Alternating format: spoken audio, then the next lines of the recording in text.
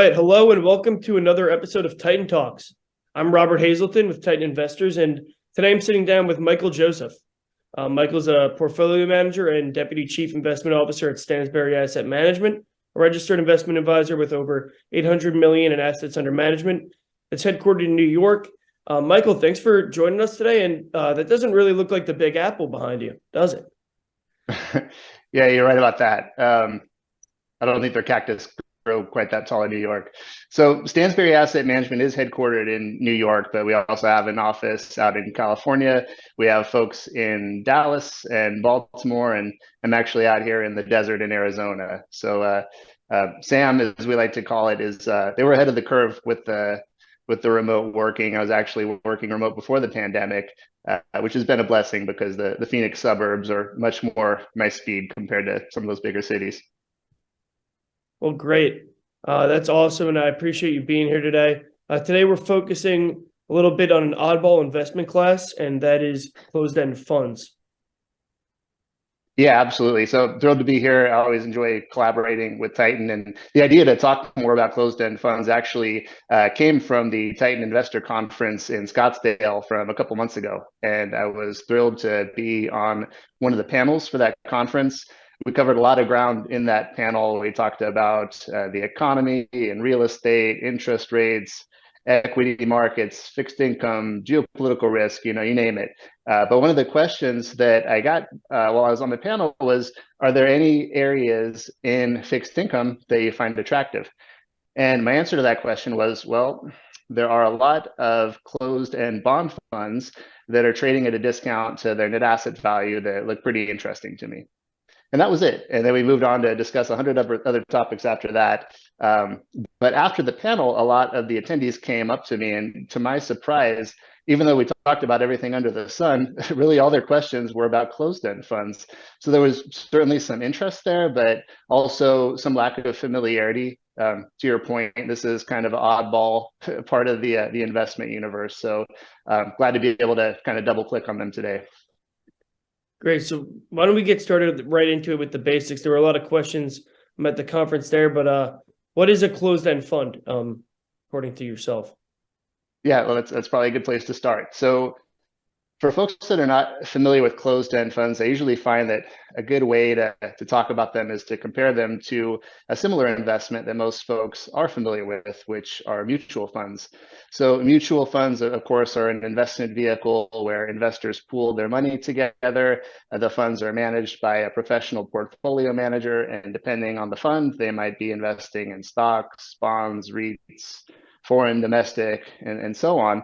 And the idea is that investors are getting a diversified, professionally managed portfolio that hopefully is in line with their financial goals.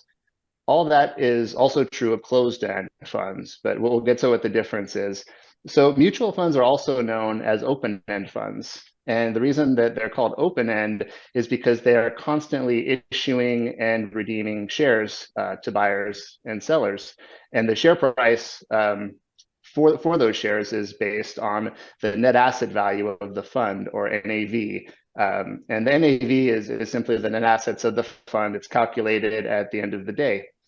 Closed-end funds, on the other hand, are closed because they're not in the business of issuing and redeeming shares. They have one IPO, they issue however many shares are going to be out there, and that's it. And so that brings us to a couple key differences. One is that you can buy and sell closed-end funds throughout the trading day, just like you would a stock or an ETF. Also, you are not buying and selling that fund with the fund company. You're buying and selling with other investors. And so that brings us to really a critical difference. And this would be, I would say, the key takeaway here. Because you're buying and selling with other investors, the share price for those closed-end funds is not tied to the net asset value.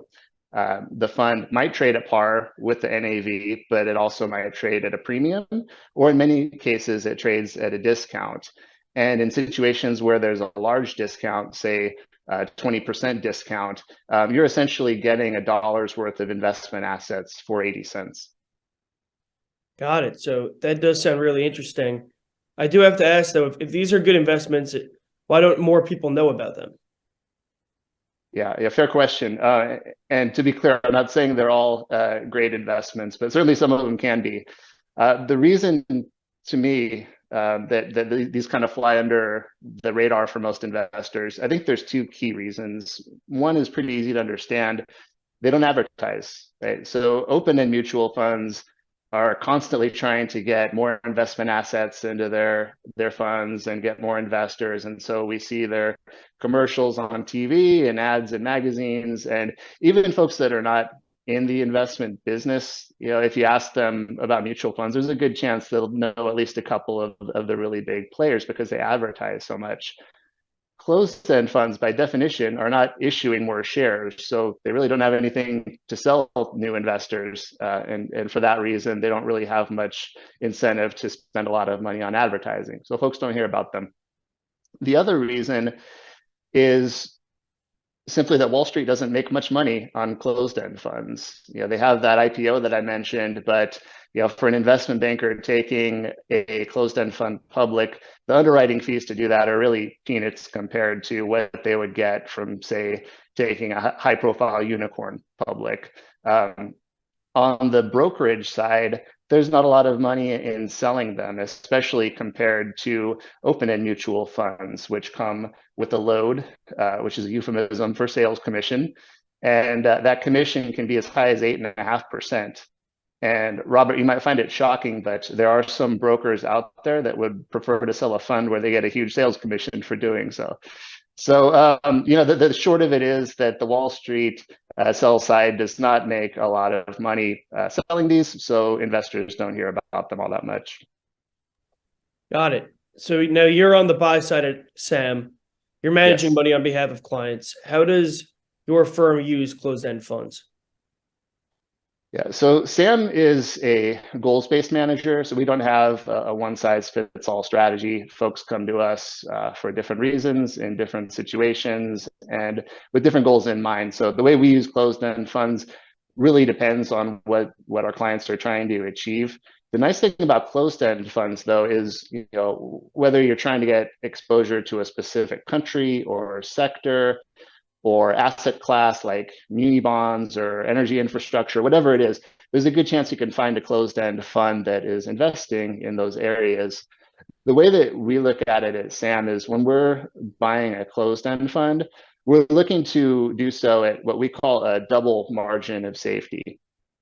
Now, margin of safety is a familiar concept to a lot of investors. Ben Graham wrote about it. It's the idea that you would buy a security at a material discount to its intrinsic value. In other words, buy things when they're on sale.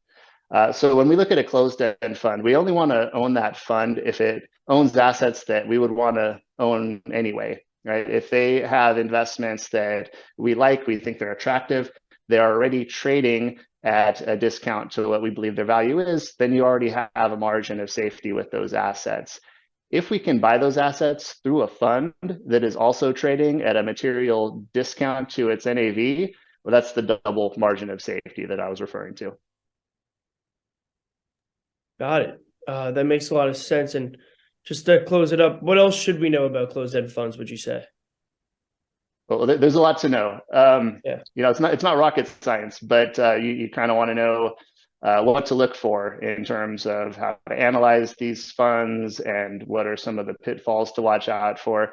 We do invest in these funds regularly, and so I wanted our clients to have a good understanding of what they are and hopefully build some comfort with them. So I actually wrote a guide to investing in closed-end funds with our clients in mind, but I did want to make that available free of charge to anybody that is watching this today and wants to learn more of the nuts and bolts of investing in closed-end funds. And Robert, I spoke with some of the folks at Titan last week to see if we could do that, and I understand we'll have a link available for folks that might want to look at that guide.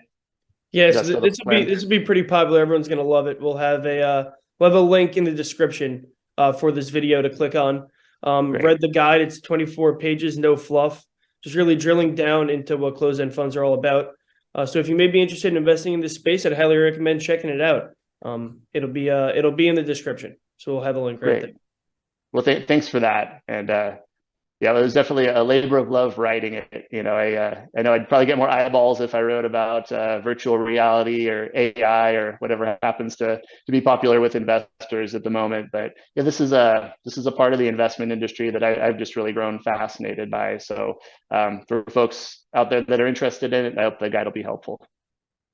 Great. I'm sure it will. And thank you for joining us, Michael. It's been a pleasure. The pleasure's mine. Thank you. Great. Well, from all of us here at Titan and on Titan Talks, hope you enjoyed the episode, and we'll be back next week.